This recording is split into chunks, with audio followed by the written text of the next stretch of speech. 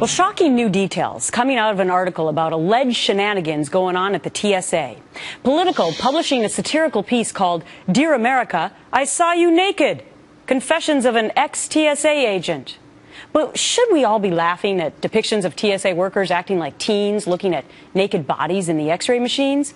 Or be incredibly concerned for our own personal privacy, not to mention airline safety? Joining me now is Charles Hoskinson, Deputy Opinion Editor of the Washington Examiner. Great to see you, Charles. Good afternoon, Gretchen. Thanks for having me. I know that you are one writer, at least, who's calling for changes within the TSA. So you ask if we should actually abolish the agency, correct? Yes. I mean, when I wrote that op-ed, it struck a nerve. There seems to be a deep well of disgust in the public with the TSA, and a sense that it just isn't working. And quite frankly, I haven't seen any evidence that it is. Well, now we're getting evidence, at least from this one former worker there, that, you know, what we always thought, that they actually were looking at our naked bodies when we went through those scanners. And people at the time were like, oh, come on, it's all for the benefit, you know, of the public. We want to be safe. But they were actually going in the break rooms, allegedly, and laughing at us. Well, this article confirms what a lot of people have said over the past 12 years and what a lot of other people have experienced. I've heard quite a few horror stories about the TSA from people reacting to my op-ed. It's not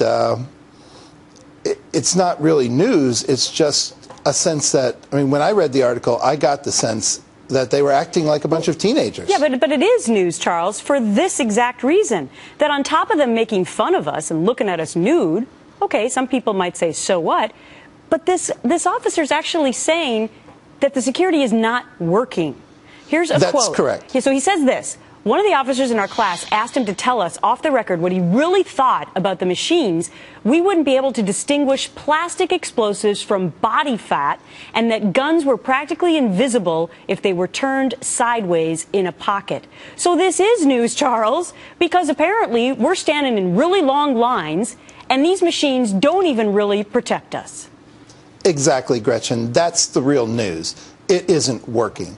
I mean, the TSA has been what people have referred to it as security theater, and I think that's a good way to refer to it. We've had two major incidents in the past 12 years that were both the shoe bomber and the underwear bomber. Both of these were stopped by the passengers on the plane. These are people who were flying into the United States, terrorists who were flying into the United States. Yep. There were warning signs in both cases, and it was not the TSA that stopped them, it was the passengers who stopped them. And there was a failure of intelligence to pick up on the warning signs to prevent them from getting on those planes in the first place. Well, I think Americans deserve an answer, not only about the agents potentially looking at our naked bodies, but about the safety and the cost, the immense costs of this program. And could we be doing it better? You seem to think the answer is yes. Charles, thanks for your time today.